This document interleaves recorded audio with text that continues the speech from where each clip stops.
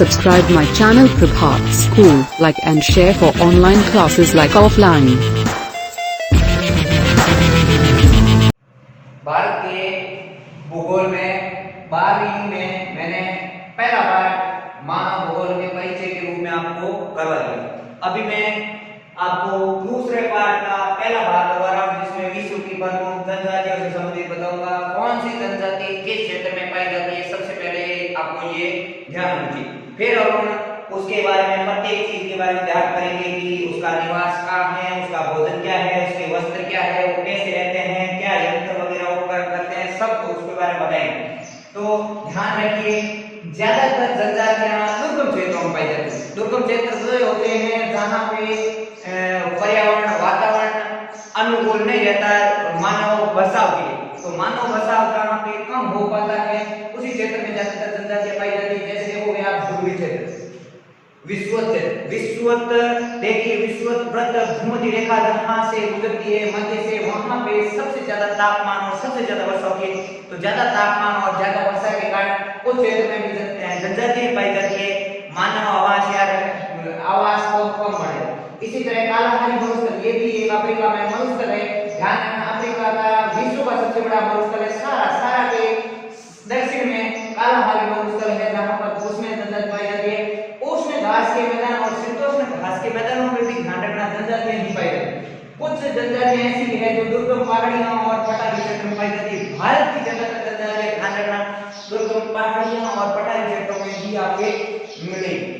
अब देखिए, सबसे पहले ध्रुवीय क्षेत्र में कौन कौन सी जनजाति पाई जाती है। ध्रुवीय क्षेत्र में मुख्य रूप से विश्व की जनजातियों में दो जनजातियां पाई जाती है। एक तो जनजाति पाई जाती है एस्किमो, जो कि अलास्का, कनाडा, इन क्षेत्रों में। ये सब मैं बताऊंगा और एक एक जनजाति के बारे में बताऊंगा। अभी मैं आपको ये बता रहा हूं कि कौन से क्षेत्र में कौन सी जनजाति पाई जाती है बड़े रूप में। तो एस्किमो जनजाति है, एक है सेमोयड जनजाति। तो ये दोनों जनजाति ध्यान रखना, ध्रुवीय क्षेत्र की एस्किमो और सेमोयड जनजाति। उसके बाद में आगे आता है दूसरा विषुवत रेखा। ध्यान रखना, विषुवत रेखा के आसपास जो जनजातियां पाई जाती है वे वाली जनजातियां, और ये जनजातियों में ज्यादातर ध्यान रखना ये अफ्रीका महाद्वीप है, क्योंकि अफ्रीका एकमात्र ऐसा महाद्वीप है विश्व का जिसमें तीनों रेखाएं गुजरती है, कर्क रेखा, मकर रेखा और भूमध्य रेखा। इसमें विषुवत रेखा के पास में पिग्मी, सेमान और सकल, ये तीन जनजातियां पाई जाती है। पिग्मी, सेमान और सकल ये विषुवत रेखा के पास मौजूद है। इसके आप देखोगे विषुवत रेखा थोड़ा उत्तर की तरफ रहता है। उसके नीचे आओगे तो कालाहारी मरुस्थल पाया जाता है। इस कालाहारी मरुस्थल में उसमें जनजाति पाई जाती है। कालाहारी मरुस्थल अफ्रीका महाद्वीप में स्थित है। उसमें ऐसे दुर्गम क्षेत्र में उसमें जनजाति पाई जाती है। ध्यान रखना, ज्यादातर जनजातियां नंगी अवस्था में अपना जीवन यापन करती है, पेड़ पौधों के पत्तों से अपना तन ढकते हैं। तो ये उसमें जनजाति सबसे नंगी जनजाति में मानी जाती है।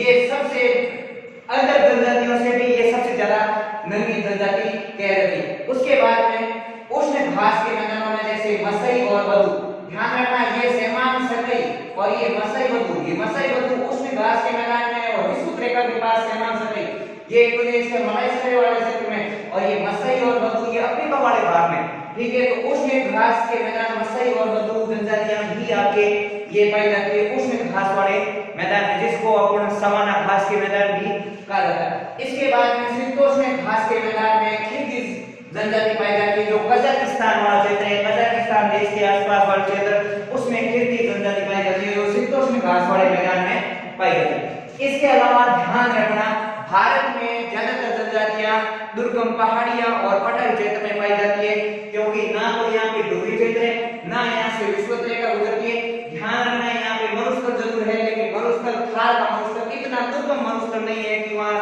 मानव आवास के लिए ज्यादा परिस्थितियां नहीं हो। अभी यहाँ इस तेल के क्षेत्र के कारण और अदर एक्टिविटी के कारण यहाँ विकसित हो गया। इस कारण से जनजातियों का क्षेत्र ज्यादा यहाँ राजस्थान का खराब नहीं, और यहाँ पे जनजातियां ज्यादा नहीं पाई जाती। फिर भी यहाँ भील लोग पाए जाते हैं, भील इसी थार मरुस्थल के भाग में ही पाए जाते हैं। तो यहाँ पे आपके भारत के दुर्गम पहाड़ी और पठारी क्षेत्रों में भील है, गौंड है। ध्यान रखना इस गौंड के बारे में कि भारत की सबसे ज्यादा जनसंख्या इस गौंड जनजाति की पाई जाती है। और गौंड ध्यान रखना भारत के दक्षिणी भाग, भारत के जो नीचे वाला भाग देखोगे आप, दक्षिणी भाग में ये मुख्य रूप से पाई जाती है। तो यहाँ से गुजरात से महाराष्ट्र के नीचे वाला पोर्शन, तो नीचे वाले पोर्शन में सबसे ज्यादा ये गौंड जनजाति पाई जाती है और ये भारत की सबसे बड़ी जनजाति गौंड है। ध्यान रखना अभी 2011 की जनगणना हुई है, उसमें 2011 की जनगणना के बाद में एक डाटा आया, उसमें भील जनजाति की ज्यादा जनसंख्या बताई है गौंड के बाद में भी। लेकिन अभी 2011-21 की जनगणना कोविड-19 के कारण नहीं हो पा रही है, उसके बाद में पता चलेगा कि भील ज्यादा है या गौंड ज्यादा है। इसके बाद में एक संथाल जनजाति और मीना और नागा जनजाति नागालैंड के आसपास है और संथाल जनजाति झारखंड और छत्तीसगढ़ के आसपास वाले क्षेत्रों में पाई जाती है और मीना राजस्थान वाले क्षेत्र में पाई जाती है। इसके बाद में ध्यान रखना ये तो विश्व की मुख्य जनजाति कौन-कौन से क्षेत्र में पाई जाती है इसके बारे में परिचय के बारे में अभी आपके भूगोल में जो 12वीं की बुक में दूसरे पार्ट में केवल इन 4 जनजातियों के बारे में वर्णन है। इन सब जनजातियों को आपको नहीं पढ़ना है, केवल एस्किमो के बारे में पढ़ना है, बुशमैन के बारे में पढ़ना है, भील के बारे में पढ़ना है और गौंड जनजाति के बारे में पढ़ना है। भील और गौंड ये दो जनजाति तो अपने भारतीय, ये दोनों जनजाति कहां के भारतीय। और ध्यान रखना बुशमैन जनजाति अफ्रीका महाद्वीप की है जो कालहारी मरुस्थल में पाई जाती है, उष्ण मरुस्थल है। ध्यान रखना मरुस्थल उष्ण भी होते हैं शीतोष्ण भी होते हैं, तो ये उष्ण है, उष्ण मरुस्थल में बुशमैन जनजाति पाई जाती है और एक एस्किमो जनजाति जो ध्रुवीय क्षेत्र में ठंडे क्षेत्रों में बर्फीले क्षेत्रों में पाई जाती है जो आपके कनाडा अलास्का रूस का साइबेरिया वाले क्षेत्र में यहाँ पे एस्किमो जनजाति पाई जाती है। तो अब इन एक के बारे में अपन क्या क्या पढ़ेंगे, एक एस्किमो, एक बुशमैन, एक भील और एक गौंड। ये अलग अलग पार्ट में मैं एक जनजाति के बारे में आपको बताऊंगा कि उसका क्या क्या निवास क्षेत्र है, उसकी आर्थिक क्रियाकलाप क्या है। आर्थिक क्रियाकलाप मतलब उसके खाने पीने रहने के लिए वो क्या धंधा करते हैं, वो धंधा, उसके बाद में वो भोजन क्या भोजन करते हैं। ध्यान रखना ज्यादातर जनजातियां जैसे ये ध्रुवीय क्षेत्र में यहाँ आंखें के अलावा उनके पास कोई धंधा नहीं होता, आंखें यानी या शिकार कह सकते हो। ज्यादातर जनजातियां ध्यान रखना आंखें या शिकार करते हैं, आपके भील और गौंड भी करते हैं, लेकिन ये उसके साथ साथ में वन को काटते हैं, ये भी काम करते हैं। लेकिन जो ठंडे क्षेत्र है वहां पे केवल इनका काम एक ही होता है, आके एक तो है निवास और एक है निवास गृह। ध्यान रखना निवास मतलब कौन से क्षेत्र में रहते हैं, जैसे एस्किमो जनजाति पूछे कौन से क्षेत्र में रहती है तो ध्रुवीय क्षेत्र, इसी तरह बुशमैन जनजाति पूछेंगे तो कौन से क्षेत्र में विषुवत रेखा के आसपास, इसी तरह भील पूछेंगे तो मध्यवर्ती अक्षांशों के मध्य। तो ऐसे आपको निवास क्षेत्र पता होना चाहिए। तो और एक इनका घर, जैसे इग्लू घर होता है इनका बर्फ का बना हुआ, तो ऐसे इनका घर निवास घर कैसा है उसके बारे में भी आपको ध्यान होना चाहिए।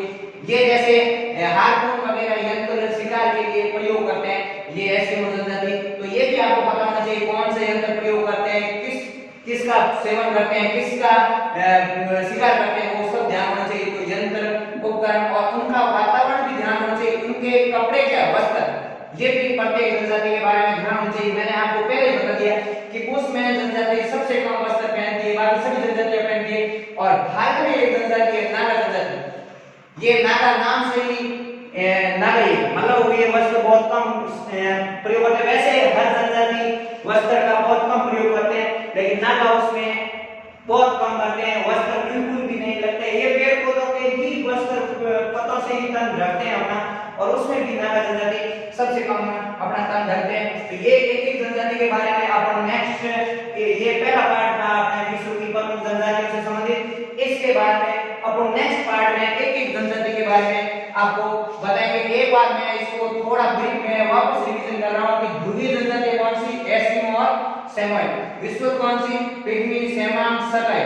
कालाहारी में कौन से क्षेत्र में पाई जाती है, वो बुशमैन। उष्ण घास वाले क्षेत्र में मसई और बदू। शीतोष्ण घास वाले क्षेत्र में खेती और दुर्गम पहाड़ियों और पठार क्षेत्र में भील है, गौंड है, संताल है, मीना है और नागा जनजाति। अपन को केवल ये 4 जनजाति पढ़नी है। आगे 12वीं के भूगोल में पार्ट 2 में केवल ये 4 जनजातियां पढ़नी। इन 4 जनजातियों में अगला अपन पार्ट लेंगे एस्किमो जनजाति, उसके बाद उसमें फिर भील और फिर गौंड, ऐसे नेक्स्ट अपना आगे लेते रहेंगे। इसी तरह आप क्रम से वीडियो देखिए। धन्यवाद।